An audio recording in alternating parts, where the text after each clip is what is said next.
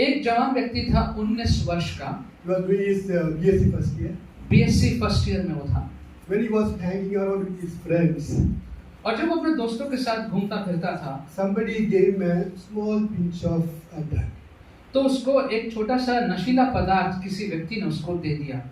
And he said, if you take this one, you will never be able to stop it. और ये कहा कि अगर तुम इसको एक बार ले लोगे तो फिर कभी रोक नहीं पाओगे उसको लेते लेते। But he said, no, I am strong enough. I will stop the next day. तो उसने कहा नहीं, मैं तो बहुत मजबूत हूँ, मैं तो एक बार लेके फिर कल से मैं नहीं लूंगा, मैं रोक दूंगा। He took it. लिया उसने। Now it's almost 30 years.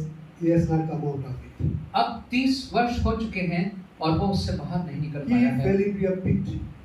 और वो एक ऐसे गड्ढे में जाके गिरा, But he never realized that he is falling into a pit. लेकिन उसको ये एहसास नहीं हुआ कि वो उस एक गड्ढे में गिर रहा है। Many young people fall into this kind of pits. और ऐसे गड्ढों में कई बार जवान लोग गिर जाते हैं। In the olden days, when they want to catch an elephant, पुराने जमाने में जब वो किसी हाथी को पकड़ना चाहते थे, they dug a huge pit where the elephants walk around. तो जहाँ पे हाथी आते जाते वहाँ बहुत बड़ा गड्ढा वो लोग खोद देते थे। And they covered it with small wood and leaves and some mud. और वहाँ पे कुछ पतली लकड़ियाँ, झाड़ियाँ, पत्ते से उसको छुपा देते थे। The elephant doesn't know that there is a pit. और हाथी को तो नहीं मालूम है कि वहाँ गड्ढा है। It just walks over it and falls into the pit. तो उसमें वो गुजरता है और वहाँ पे वो गड्ढे में गिर जाता है। Now our Christian life is travel on a road, और हमारा जो मसीह जीवन है वो भी एक सड़क पे चलने के समान है, which leads to eternity. और एक ऐसा मार्ग है जो अनंत काल की ओर जाना चाहिए। But it's not a wide, smooth road where you can walk very smoothly. लेकिन वो जो रास्ता है वो बहुत चौड़ा और बहुत अच्छा मुलायम रास्ता नहीं है। But it's very, very rough, narrow road where there are a lot of potholes. और वो पतली सड़क है, थोड़ी खराब सड़क है, शायद बहुत गड्ढे हैं उस सड़क पे। There are a lot of potholes and the pitfalls. और बहुत से गड्ढे उस सड़क पे मिलेंगे। We can easily fall into that. और उन गड्ढों में हम गिर सकते हैं। And the problem with these pitfalls is we don't even realize that they are there. और इन गड्ढों का सत्य ये है कि हमें एहसास भी नहीं होता कि हम उस गड्ढे में गिर रहे हैं। But once you fall into them, you lose sight of the road that you are traveling, you lose sight of the eternity. लेकिन जब उस गड्ढे में गिर जाते हैं तो फिर हमें दिखाई नहीं देता उस रास्ते का, उस सड़क का, उस दिशा का जिसमें हमको जाना था। We lose the direction for our life. और अपने जीवन की दिशा भी हम खो देते हैं। Today I would like to focus on two such pitfalls Christians very often fall. और आज मैं दो ऐसे गड्ढों के बारे में बात करूंगा जिसमें मसीह लोग अक्सर गिर जाते हैं। But we don't realize that there is a pitfall. लेकिन हमें एहसास नहीं होता है कि ये गड्ढा था। Number one is complacency. और पहली बात वो ये है कि जब हम अपने जीवन को बहुत आराम से जीने लगते हैं। You know, there is an ancient story about Satan. एक पुरानी कथा है शैतान के बारे में। He called all his subordinates. और जो भी उसके जो लोग उसके साथ काम करते थे उसने उनको बुलाया।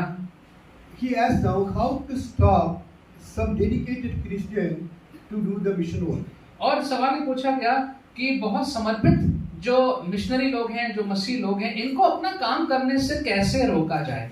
And the first one said, we'll just convince them that there is no God. पहले ने कहा कि ऐसा करते हैं, हम उनको यकीन दिलाते हैं कि ईश्वर नहीं है। And Satan said, no, it cannot be done because every Christian knows that there is a God.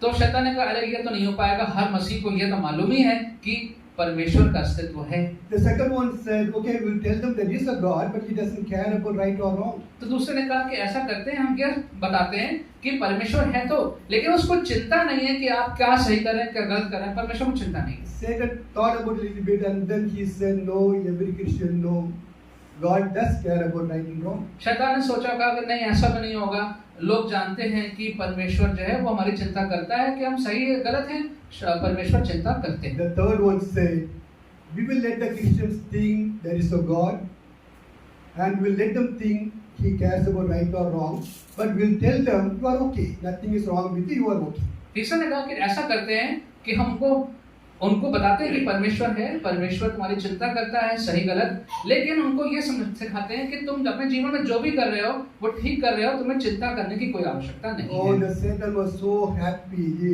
laughed with glee and thought this will work.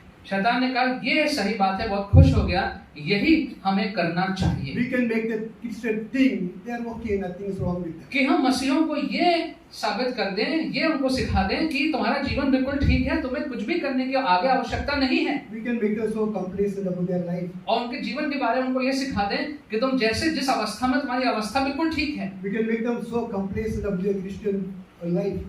कि अपने मसीह जीवन के बारे में, अपनी अवस्था के बारे में उन्हें कोई चिंता आगे ना हो। No, to be a complacent in a Christian life is a pitfall. और अगर अपने मसीह जीवन की हमें कोई चिंता नहीं आगे, तो यह गड्ढे के समान है। When things go wrong, we spend so much time with the Lord. जब हमारे जीवनों में कोई बात गलत हो जाती है, तब हम बहुत समय परमेश्वर के साथ बिताते हैं। We read His more, Bible more. तब हम वचन ज्यादा पढ़ते हैं, We pray more, ज्यादा प्रार्थना करते हैं, and we think about God more and more. तो परमेश्वर के बारे में और ज्यादा सोचने लगते हैं। And when everything goes right, we are so comfortable. We stop all of this. और जब हर चीज ठीक हो जाती है, अच्छा होता है, हम सब चीजों को रोक देते हैं और बहुत आराम से हो जाते हैं। Previously, when we were going through a difficult time, we get up so early at 5:30 in the morning to pray. और जब एक मुश्किल समय से गुजर रहे थे, तो सुबह 5:30 पर उठ के प्रार्थना करते थे।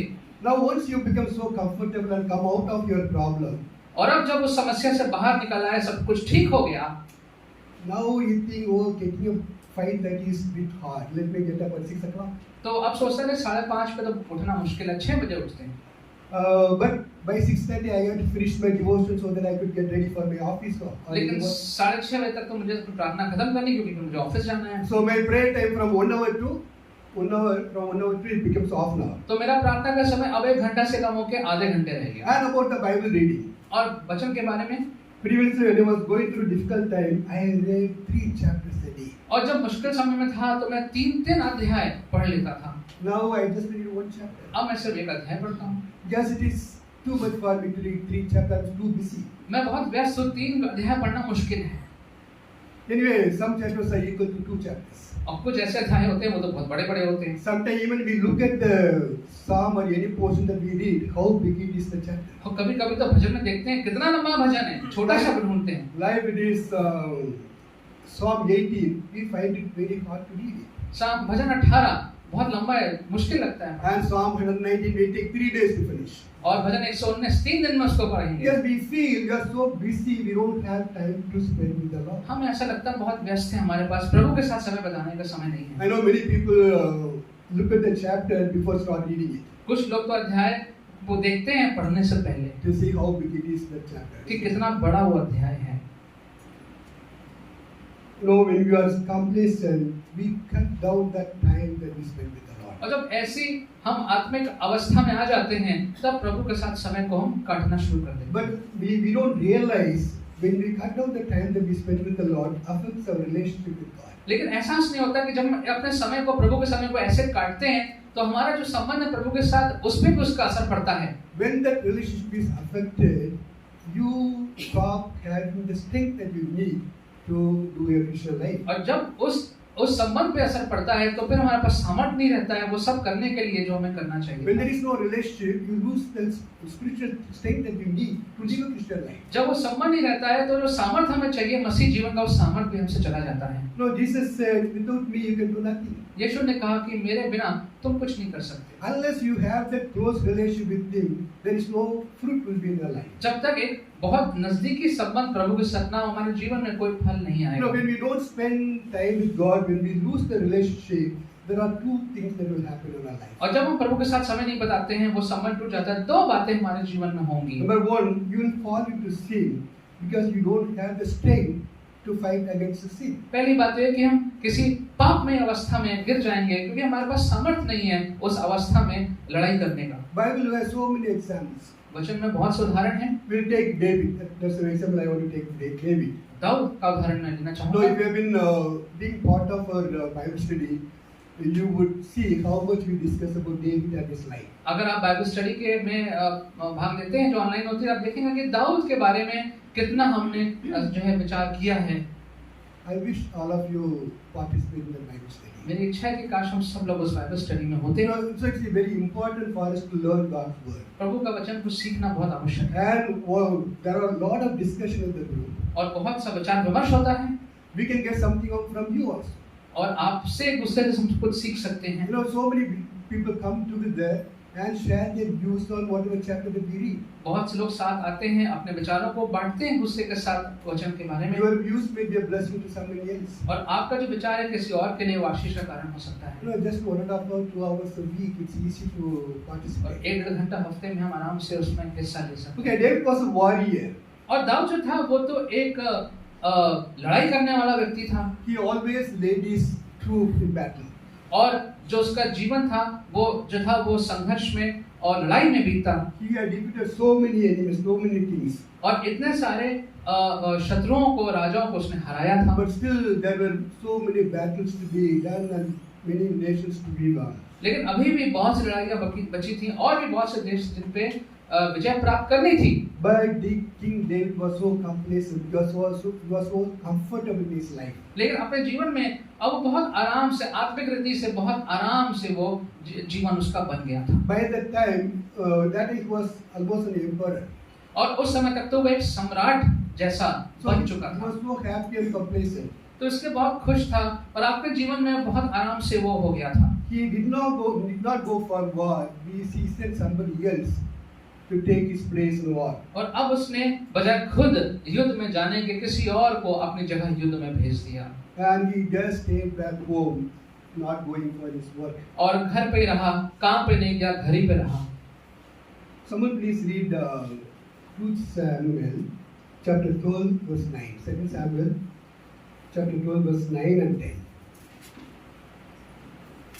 Why did you despise the word of the Lord by doing what is evil in his eyes? You struck down Uriah the Hittite with the sword and took his wife to be your own.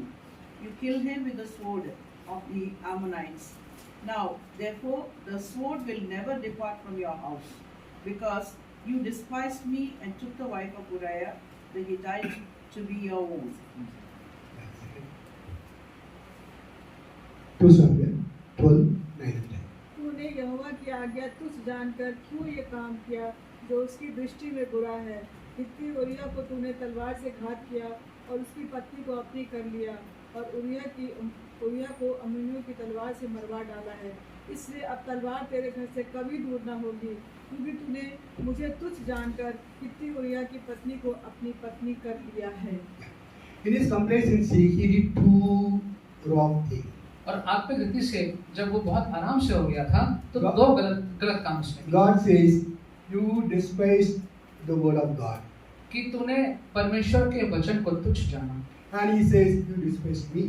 और तूने मुझे भी तुच्छ जाना। By doing this evil, you despised my word and despised me. और ये बुरा काम करने की वजह से तुमने वचन को और मुझे दोनों को तूने तुच्छ जाना। That's what happened in our life. ये हमारे जीवन में भी होगा। When you do not read Bible, when you do not spend time with the Lord, we lose strength from God to fight our battle against sin. और जब हमारे जीवन में भी जब वचन के नहीं पढ़ते हैं और प्रभु के नजदीकी में नहीं रहते हैं, तो जो हमारे जीवन में संघर्ष आते हैं वहाँ पर भी हमारे पास सामर्थ्य नहीं रहता है सामना करने का। We easily fall into sin. हम बहुत आसानी से किसी भी पाप में गिर जाते हैं। The second thing is you stop growing in your faith. और दूसरी बात ये कि अपने वचन में, अपने विश्वास में हम आगे बढ़ नहीं पाते। Someone please read Romans chapter 12 verse 17. Romans chapter 12 verse 17.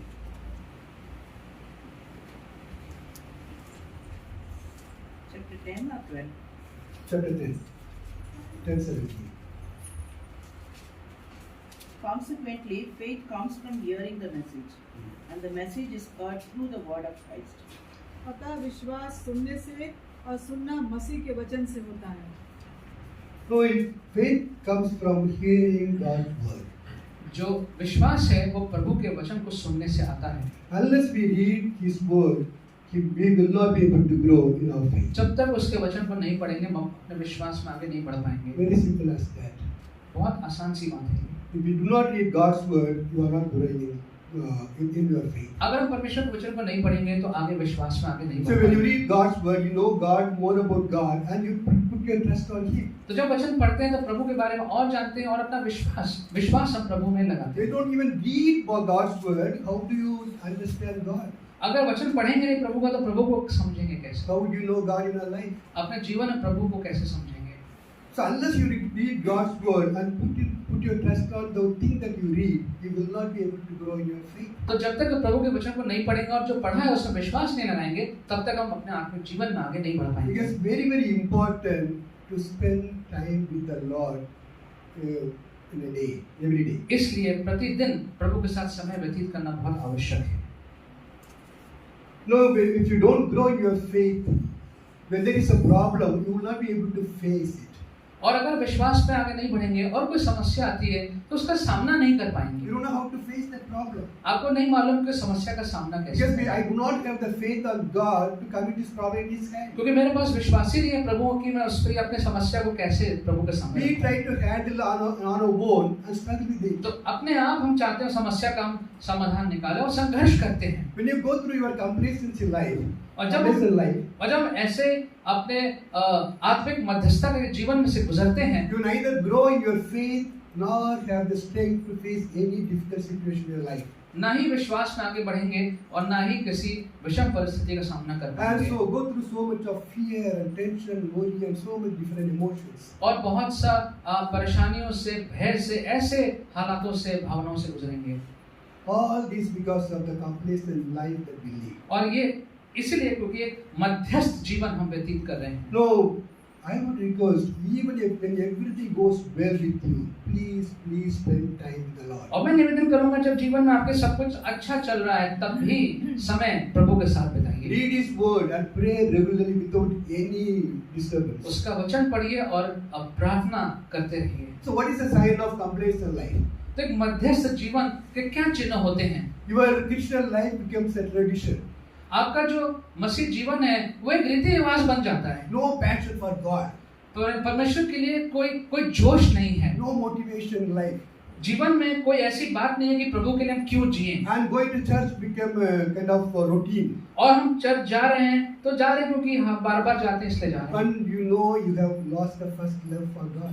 और इसका मतलब ये हुआ कि परमेश्वर के प्रति जो पहला प्रेम हमारा परमेश्वर है उसको हमने खो दिया है। And the sign of complacency is tolerance to sin in our lives. और इस मध्यस्थ जीवन का चिन्ह ये है कि हम पाप को बर्दाश्त No करते हैं। fruit in life. जीवन में कोई फल नहीं है। No spiritual growth. No desire to be with the Lord. आत्मिक जीवन में आगे नहीं बढ़ रहे हैं, प्रभु के साथ काम नहीं रहना, आगे नहीं बढ़ना चाहते हैं। No desire to grow in Lord. प्रभु में आगे बढ़ने की कोई इच्छा नहीं है। Indulgence. और अलग अलग चीजों में हम गलत बातों में अपने आप को डाल देते हैं। Indulging in so much of earthly pleasure. और सारे भौतिक चीजों में हम अपने जीवन को I डाल want देते to हैं। see this movie, that movie, and spend a lot of time with all other things. और ये फिल्म देखनी है, वहाँ समय बिताना, इन सब भौतिक चीजों में समय को हम डाल देते Most of the हैं। time, sit and listen to all those movie songs. और बहुत सी फिल्मी गानों को बैठ के घंटों घंटों सुनते रहते हैं। Self-indulgence. और अपने आप को हम इन सब चीजों में झोंक देते It हैं। is a sign of complacency. और ये इस बात का चिन्ह है कि आपका मध्यस्थ जीवन है। And self-sufficiency. और अपने आप में संतुष्ट हो जाना। Once we were so God-fearing. एक समय था जब हम परमेश्वर के भय को मानते थे, And devoted to God and always spend time with the Lord. परमेश्वर के प्रति समर्पित थे, परमेश्वर के साथ समय बिताते थे। Now we are comfortable. अब हम बहुत आराम से हो God गए। has blessed me so much. प्रभु ने मुझे बहुत आशीषित किया। I depend on my own sufficiency. अब मैं अपने आप पे ही निर्भर हूँ। I don't need to spend time with the Lord. अब मुझे जरूरत नहीं है परमेश्वर के साथ समय बिताने की। If you ever come to this kind of situation, remember that you are complacent. अगर आप ऐसी कभी अवस्था में आ जाते हैं, विचार आते हैं, तो जान लीजिए कि आपका मध्यस्थ आत्मिक You जीवन। have to be beware of complacency. और इस मध्यस्थता के जीवन से हमें जो है ध्यान रखना We है। have to very often examine ourselves. हमें अक्सर अपने जीवन को जांचना है। Where I stand in my relationship with God. प्रभु के साथ संबंध में मेरी क्या स्थिति है। If you ever feel that you are complacent in your Christian life, अगर आपको कभी ऐसा लगता है कि आपका जीवन मध्यस्थ जीवन बन चुका है, go back to God. वापस जाइए परमेश्वर के पास, Ask Him to forgive उससे कहिए मुझे क्षमा करें, and restart what you were doing before. और जो भी आप पहले कर रहे थे उसको पुनः दोबारा करिए, That relationship gives you the strength and the faith to fight your battle. क्योंकि वही प्रभु के साथ जो संबंध है वही हमें सामर्थ्य देता है कि हम अपने मसीह जो हमारे लड़ाई युद्ध हैं उनको हम विजय प्राप्त कर सकते The second spiritual the pitfall is हैं। जो दूसरा आत्मिक गड्ढा है वो ये है, life made up of many rooms. और एक ऐसा जीवन जिसमें बहुत से कमरे हैं। Now we have made our small rooms in our lives. हमने अपने जीवनों में छोटे छोटे कमरे बना के रखे हैं। Now, for example, we have a huge house. मान लीजिए एक बड़ा सा घर है आपका, That house is divided into small rooms. और उस घर में छोटे छोटे कमरे हैं। There's a drawing room where we welcome people and sit and talk. उसमें एक बैठक का कमरा है, There's a kitchen where we cook food. उसमें एक रसोई घर है, There's a bedroom where we sleep. उसमें एक शयन कक्ष है जहाँ पे सोते हैं, And a lot of other rooms we have in the house. और दूसरे भी कमरे हमारे घर में हैं। And in each rooms we do different activities. और अलग अलग कमरों में अलग अलग कार्य हम करते हैं। The same way, without realizing, we have divided our life into different small rooms. और इसी तरीके से अपने जीवन में भी हमने अलग अलग कमरे जैसे खंडित बना लिए हैं, खंड कर लिए हैं अपने जीवन में। We do different things in those different rooms. और जीवन में उन कमरों में हम अलग अलग कार्य करते हैं। We also have given a room to God. और एक कमरा हमने परमेश्वर को भी दिया है। We have our professional life room. एक हमारा ऐसा कमरा है जिसमें अपना व्यवसायिक काम करते हैं। We have our public life. एक हमारा जो है वो सामाजिक जीवन का कमरा है। We have our private life. एक हमारा व्यक्तिगत जीवन का कमरा है। We have our secret life. एक हमारा जो बिल्कुल जो किसी को नहीं मालूम व्यक्तिगत वो गुप्त वो हमारा कमरा है। We have a married life room. एक हमारा विवाहित जीवन का कमरा है। We also have our social life. और हमारा जो सामाजिक जीवन उसका भी There कमरा are है। so many different rooms in our lives. हमारे जीवन में अलग अलग ये कमरे हैं, In each of these rooms, we act differently. और इन सारे कमरों में हम अलग अलग व्यवहार बर्ताव करते हैं। When we go to the job, we act differently there. जब नौकरी पे जाते हैं तो वहाँ अलग बर्ताव करते हैं। When we are with our friends, we are different. जब मित्रों के साथ होते हैं तो अलग बर्ताव करते हैं। And our attitude and values, beliefs, everything changes according to the place that we are. और हमारा जो विश्वास है, जो हमारे जो विचारधारा है वो सब बदल जाता है। जिस कमरे में जाते हैं वहाँ बदल जाता है। You know, for an example, उदाहरण के लिए Bible says we should not tell lies. वचन कहता है कि झूठ ना बोलना। But I have seen many people telling me in my profession I have to do it. बहुत से लोग मैंने कहा है सुना है कि जो मैं कार्य करता हूँ वहाँ तो झूठ बोलना पड़ता है। You know, there our value changes. वहाँ पे जाके उनके जो मूल्य हैं वो उनके मूल्य जो है बदल जाते हैं। In your work room, you are changing your values. जो आपका जो काम करने का स्थान है वहाँ पे आपके जो मूल्य हैं वो बदल जाते हैं। This is just an example I am taking. ये एक उदाहरण केवल मैं आपके सामने ले रहा हूँ। Value changes according to the place where we are, which room we are in. जिस जगह पे आप हैं, जिस कमरे में हैं, वहाँ पे मूल्य बदल जाते हैं। Our value changes in our family life. हमारे पारिवारिक जीवन में मूल्य बदल जाते हैं। The way we deal with our wife or husband. और अपने पति या पत्नी से जो जिस तरह से व्यवहार करते हैं वहाँ बदल जाता है। And children. बच्चों के साथ बदल जाता है। Our value changes in that. उन सब में हमारा जो मूल्य बदल जाते हैं। In our private life and secret life, we have different values. और अपने व्यक्तिगत जीवन में, गुप्त जीवन में अलग मूल्य हमारे आ जाते हैं। We have God in one room and we worship Him. और एक कमरे में परमेश्वर भी है जिसकी हम आराधना करते हैं। We go to church regularly. और हम चर्च भी आते हैं नियमित रूप से। And after leaving the church, we forget about the room and we live in different rooms according to the word और of God. उसके बाद फिर हम भूल जाते हैं उस परमेश्वर वाले कमरे, फिर हम दूसरे कमरों में जाके उसी प्रकार से पहले की तरह जीवन व्यतीत करना शुरू कर देते We do हैं। not let God influence any of the other rooms. हम परमेश्वर का जो है वो दूसरे कमरों में परमेश्वर के प्रभाव को नहीं पड़ने देते। Very often, He is just kept in one room. और अक्सर वो परमेश्वर जो है वो उसी कमरे में रहते हैं। Lord, you be there. I come there to worship you. I spend some time with you. And rest of the life, I will live according to my life. और प्रभु मैं वहाँ पे आपकी आराधना करूँगा और उसके बाद आप उसी कमरे में रहिए, बाकी जीवन में अपने अनुसार व्यतीत No, there was a करूँगा। problem with King Solomon. और ये एक समस्या राजा सुलेमान के साथ थी। You know, Solomon built a magnificent temple. और सुलेमान ने बहुत भव्य मंदिर परमेश्वर का बनाया।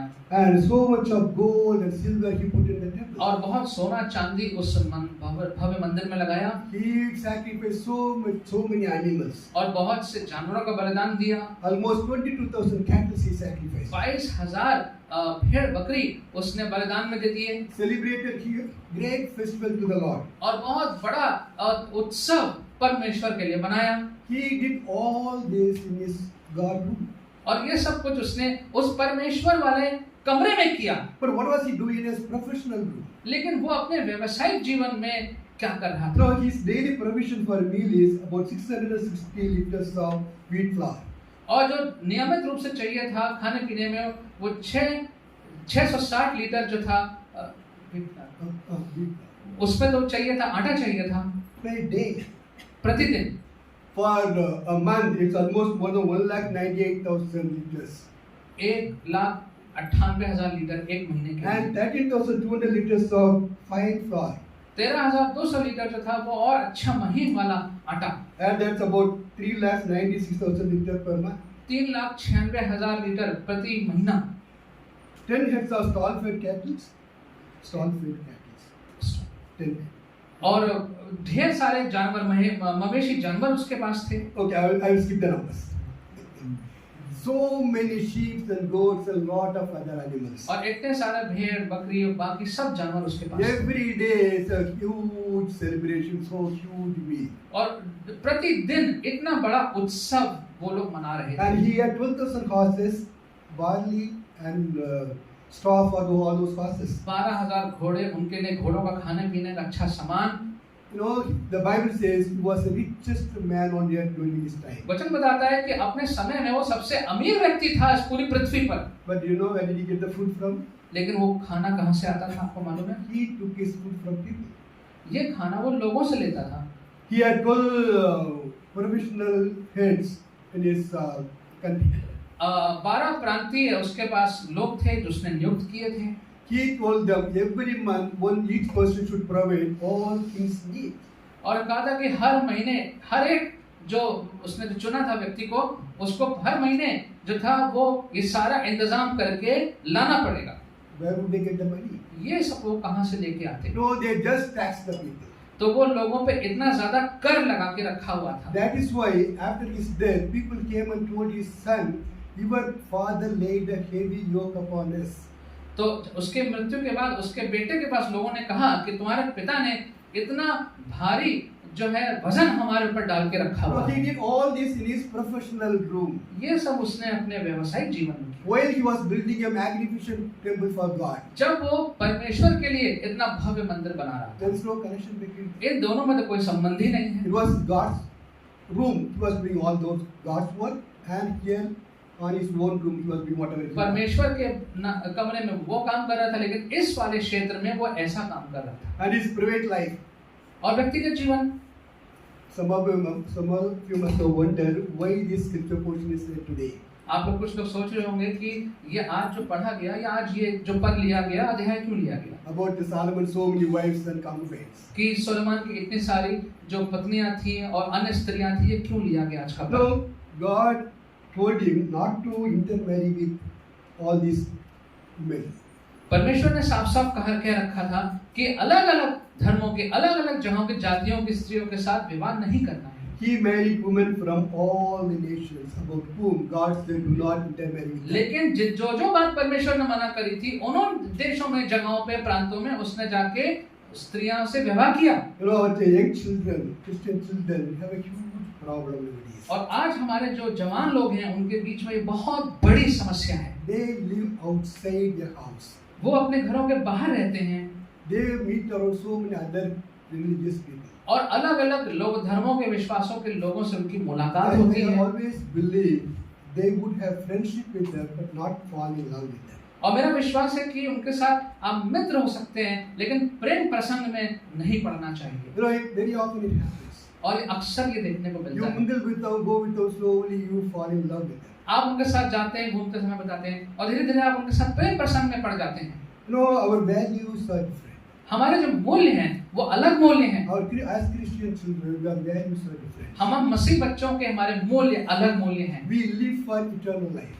हम अनंत काल के जीवन के लिए जीवन व्यतीत करते हैं, Where we will live with the Lord permanently. जहाँ हम अपने प्रभु के साथ हमेशा का जीवन व्यतीत करेंगे। When you get married to a non-Christian or a person who is not a believer, जब आप किसी गैर मसीही के साथ विवाह करते हैं, that person may take you away from God. वो व्यक्ति आपको हमारे परमेश्वर से दूर लेके जा सकता है। You are not just missing some small things, you are missing the eternal life. आप कोई छोटी चीज आपके हाथ से नहीं जा रही है, आपके हाथ से पूरा अनंत काल का जीवन जा सकता है। And ultimately you might end up in hell also. और अंत में आप नरक में जा सकते हैं। Don't let your temporary pleasure rob you of your eternal pleasure. और थोड़ा सा जो जो जो जो क्षणिक जो मजा है आपका, अगर मैं शब्द यूज करूं, उसके खातिर आप हमेशा का जो अनंत काल के जीवन है उसको मत जाने दीजिए। Let me repeat again. Don't let your temporary pleasure rob you of your eternal pleasure. और एक क्षणिक जो मजा है उसकी खातिर आप अपने अनंत काल के जीवन को हाथ से मत जाने दीजिए। Don't think it will not happen to you. ये मत सोचिए कि मेरे साथ कभी नहीं होगा। King Solomon was the wisest person on his time. और जो सुलेमान राजा था वो अपने समय का सबसे बुद्धिमान व्यक्ति था। But he made the huge mistake of going away, marrying so many women and going away from God. और उसने इतनी बड़ी गलती करी, इतने स्त्रियों के साथ विवाह किया और परमेश्वर से दूर चला गया। He had a place for God in his God room. और उसके जो परमेश्वर वाला जो कमरा था उसमें जगह थी उसके पास परमेश्वर की। But he never let God influence the other rooms of his life. लेकिन परमेश्वर के का जीवन में जो उसका परमेश्वर का प्रभाव उसने अपने जीवन का और क्षेत्रों में नहीं But पड़ने he दिया। disobeyed God and married other women. पहले उसने परमेश्वर के आज्ञा का उल्लंघन किया और इन सारी स्त्रियों से विवाह किया। And he started worshipping his wife's gods and goddesses. और फिर उसने अपने पत्नियों के देवी देवताओं की आराधना शुरू कर दी। No, he started with small thing. छोटी सी चीज में शुरुआत करी उसने। Slowly, his other rooms were growing bigger and bigger than the God's room. और धीरे धीरे उसके जो बाकी कमरे थे वो परमेश्वर के कमरे की तुलना में ज्यादा बड़े हो गए। And God's room became so small. और परमेश्वर वाला कमरा उसके जीवन में बहुत छोटा हो गया। And ultimately, God said, "Now I am removing you from your second." और फिर अंत में परमेश्वर ने कहा कि अब मैं तुम्हें अपनी योजना से Don't बाहर live a निकालूंगा। life that is divided into so many rooms. ऐसा जीवन व्यतीत मत करिए जिसमें बहुत सारे इस प्रकार के खंड हैं।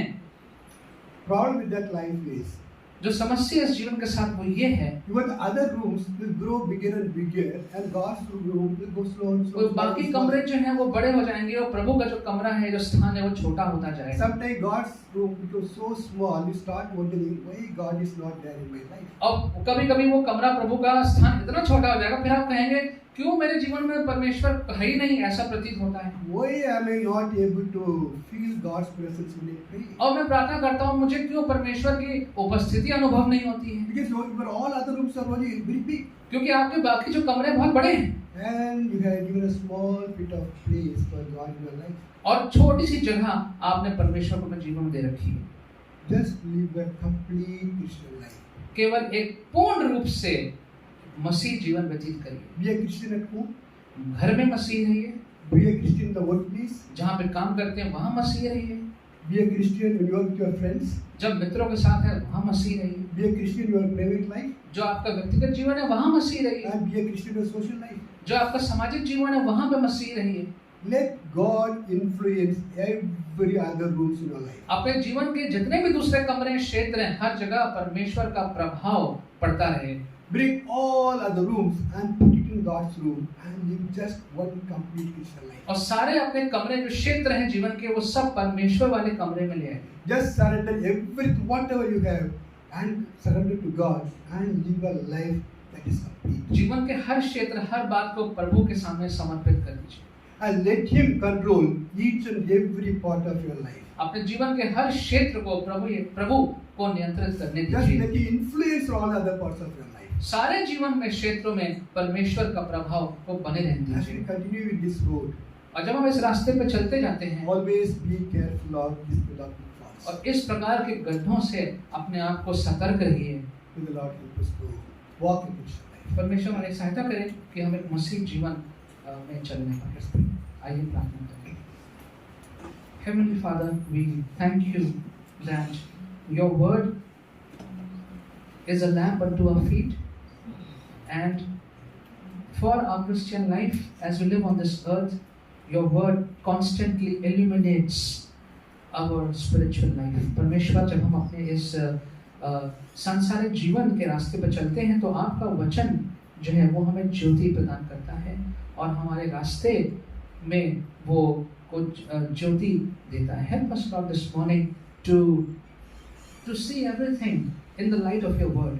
परमेश्वर, हम अपने जीवन में हर एक बात को आपके वचन के ज्योति में होकर के देखने पाए। Help us Lord to stay clear of all the pitfalls. Help us, Lord, not to take any chances or risks.